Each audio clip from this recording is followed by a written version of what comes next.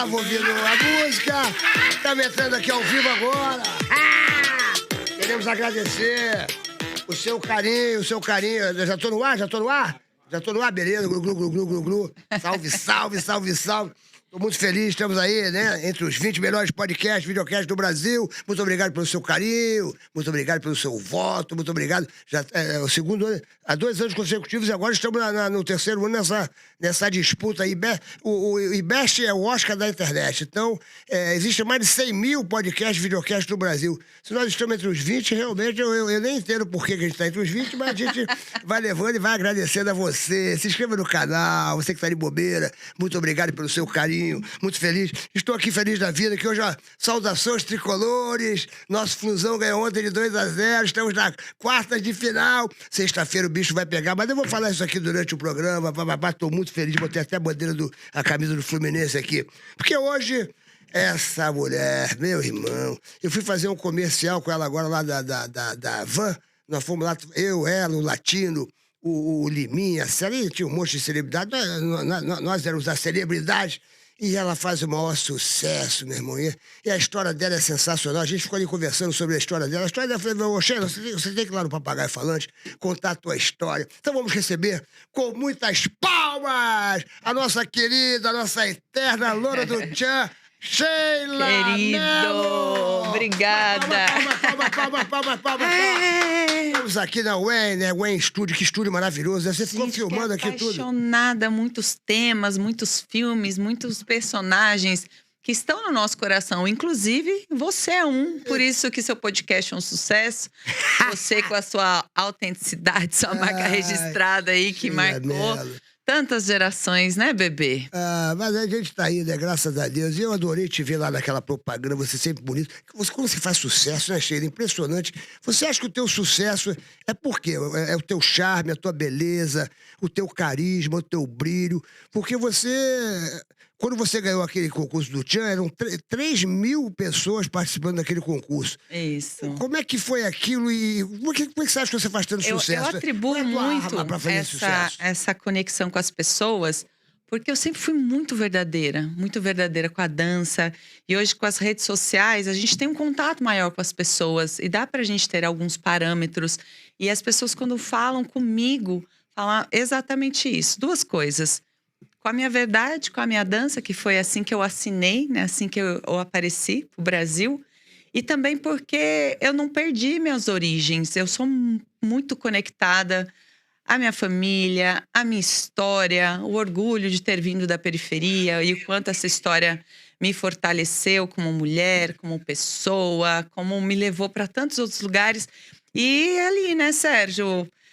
Periferia, filho de pai alcoólatra, mãe separada, dando aquele duro, venceu na vida. Então, eu faço parte aí de uma grande estatística brasileira. Então, as pessoas reconhecem muito em mim. Era pra dar errado, né, cara? Eu tô dizendo, era pra dar errado em termos de eu você... falo que tinha quase tudo pra dar errado, né? Você... Periferia. Eu tô dizendo, de repente, você não teve aquela chance, puxa, vai estudar no melhor colégio, aquela coisa toda, blá, blá, blá, blá. E você se saiu muito bem, porque você... Eu soube uma história que você trabalhou no McDonald's, é isso? Você chegou a trabalhar no McDonald's? Então, eu comecei a trabalhar com 12 anos e o motivo de eu começar a trabalhar já foi meu amor pela dança. A minha mãe não tinha dinheiro para pagar a fantasia que ia ser do final de ano. E sempre foi sagrado para mim, meu momento mais especial. Eu esperava o ano inteiro. Quem faz dança em academia sabe que a gente espera o ano inteiro pelo festival. E minha mãe falou, não posso, isso eu tinha 12 anos. Falei, mãe, não precisa, eu vou trabalhar. Sérgio, nunca mais eu parei. E aí, nesse primeiro emprego, eu cheguei pra dona da academia e falei, eu vou ser office girl, eu vou ser faxineira. Eu fazia tudo na academia. Era um pouquinho a gente analisando hoje, né? É legal, que não foi tão legal. Bacana você começar lá por baixo e... Exatamente. E aí, disso daí, eu comecei a dar aula. Eu dava aula de balé, eu dava aula de jazz. E aí, o meu primeiro emprego registrado foi no McDonald's, que foi uma grande lição, assim. Eu lembro que depois, no meu segundo emprego, o rapaz falou, eu vou te contratar, porque você trabalhou no McDonald's e a gente sabe que lá... Eu trabalhava das 11 às 4. O que você fazia lá no McDonald's? Lá é um rodízio, pelo menos na época, né? Há 27, 29, 30 anos. Qual foi o McDonald's? Foi do Itaim. Acredita que não tem mais? Imagina os caras que falam assim, Balanda, eu vim aqui tomar um ovo maltine, eu vim tomar aqui um milkshake, e era Sheila Mello que me servia. Você sabe que eu lembro de uma cena... Ai, meu iê-iê. Ai, meu glu-glu. Você sabe que tem uma cena minha que marcou muito lá no McDonald's. Era ao lado de uma agência de modelo na época, eu não lembro qual. E eu lembro que iam várias modelos. Aí teve uma menina, tá vazio, então eu vou fazer a cena, até interpretar. Faz a cena. Eu acho que ela não passou em algum teste, porque ela tava, muito escrota. Ela olhou pra mim, eu lá com o esfregão, parecendo a gata borralheira. E o negócio de esfregão tinha que limpar em 8. Você tinha que fazer, sei lá, 8 voltas de esfregão e voltava. Era todo um operacional. A menina, filha da mãe, ela fez assim, ó. Você pode limpar? Tá brincando. Eu juro por Deus. Gata borralheira? Tipo assim, eu falei, ai, sua horrorosa. Não passou no teste, claro que eu não falei por dentro. Então, foram passagens que me fortaleceram tanto. Tu tinha quantos anos nessa época? 16. Caramba, bem novinha, né? Bem novinha. E aí é engraçado, Sérgio, que às vezes eu tô na cena, eu já virei a loira do tchan, vamos pular só para eu dar esse exemplo. Eu tô lá, tem uma manicure, uma pedicure, um maquiador, e todo mundo me bajulando no sentido, produzindo, né? Aí alguém fala, ai, tadinha, ela tá cansada. Eu falei, cansada era quando eu pegava 2 ônibus, um metrô, com a pasta lá, que depois eu tinha que ir direto pro trabalho. Então, cansada era aquilo. Então, eu tenho muito esse parâmetro do que era a minha realidade para hoje. Então, isso daí me isentou, assim, de muita chatice na vida. Essas pessoas que a gente vê, a pessoa reclama de tudo, isso daí me blindou bastante. Me blindou não, né? Me mostrou a realidade. Tu pensou em desistir em algum momento, assim, você tinha um sonho, porque eu tava falando ali com o teu irmão ali, tava falando ali com... Pô, você comprou um Chevette, todo quebrado. Era o teu sonho comprar um Chevette. E você trabalhou pra comprar um Chevette. Mas isso, eu não falo nem do Chevette, mas eu tenho orgulho de falar assim, eu fui a primeira dos irmãos que comprei um carro. Ele tava falando que você essa atitude parou na esquina seguinte. O irmão que está aqui é o Washington, ele trabalha comigo já há 17 anos. E é o irmão mais velho, então o perrengue sempre sobrou pra ele. Eu não sei nem como eu te chamei se a gente não tinha telefone, mas foi ele me salvar, já empurrando o chevetão. Me falaram, o teu sonho era comprar um carro. A gente foi lá e falou, eu comprei um carro. É porque eu já trabalhava na Regenite. Então, eu aquela fazia... boate, Regenite? Eu fazia lamba aeróbica lá. Pô, aquela famosa Regenite aqui em São Paulo. Famosérrima, e foi um concurso também, eu entrei pelo concurso. E aí, quando terminava o horário que a gente trabalhava, não passava ônibus ainda.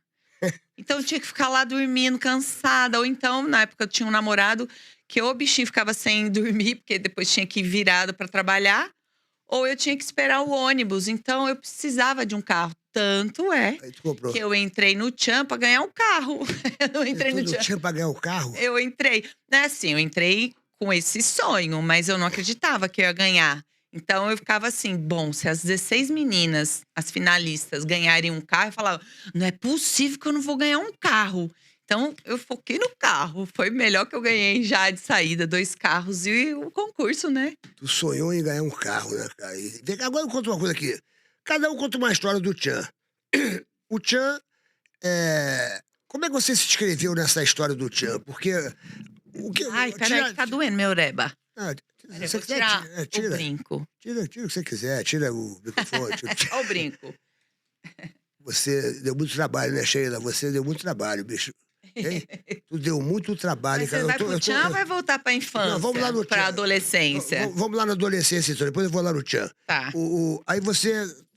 começou a batalhar, me falar que você jogava futebol aberto, você devia estar tendo a seleção brasileira. Menina. Depois nós tivemos outro irmão de outro casamento do meu pai, mas até então... Chega o microfone um pouquinho mais na tua boca. Eu e 3 meninos. Então, quando tinha que fazer o time de futebol... Tu jogava bola naquela época? Tudo. E assim, não é que eu era ruim, não. Vai jogar queimada, eu não era a última a ser escolhida, não. Eu era uma das primeiras. Você lembra de Estrela Nova Sela? Aquela brincadeira que um ficava assim, o outro... Estrela Nova Sela? Essa não é da minha época, não. Eu era mais do amarelinha. Tinha essa brincadeira. E alguém ficava lá e você pulava a pessoa. Carniça. É carniça? Onde era carniça, Então, na minha época era carniça. O bife, uma batata, joga assim, pula, unha de gavião. E aí tinham duas coisas que eu lembro hoje com com minhas amigas, que também era da época, a gente dá muita risada. Uma que era pular poste de luz. Era a pessoa em pé, a gente tinha que correr e pulava. E não tinha essa que era mulher, a gente tinha que fazer tudo. E tinha a mangueirinha de bombeiro. A mangueirinha de bombeiro, vocês sabem que era mangueirinha de bombeiro na época? O que é mangueirinha de bombeiro? Você pulava e mangueirinha de bombeiro. Quando o mestre falava, os meninos tinham que fazer xixi e mostrar a marca. Falar, o quê? Eu não vou perder, não. A gente ia lá e também fazia xixi no muro. Sério, mas eu não isso? perdia. Sério. Mas tu vê, olha a diferença da molecada de ontem pra molecada de hoje. Olha o que eu fazia. Eu ficava fazendo xixi nos muros. Mas você vê, era uma brincadeira, né? Hoje em dia não tem mais nada disso. E assim, eu vou contribuir pra eu falar da minha infância como foi maravilhosa. Foi no perrengue. Eu era muito pobrinha de coisas financeiras. Então a gente não tinha. Minha primeira televisão, a minha mãe, acredita que minha mãe teve que fazer um consórcio? Acredito. E era assim, minha mãe sempre foi genial na lida com a gente. Então ela Tá viva ainda a tua mãe? Não, infelizmente faleceu tem 3 anos. E aí ela pagava um carnezinho, aí, vamos lá, só faltam 30 e não sei quantos, 33, 32. Então a gente teve que ter muita resiliência para esperar as coisas. Só que isso faz a gente dar tanto valor.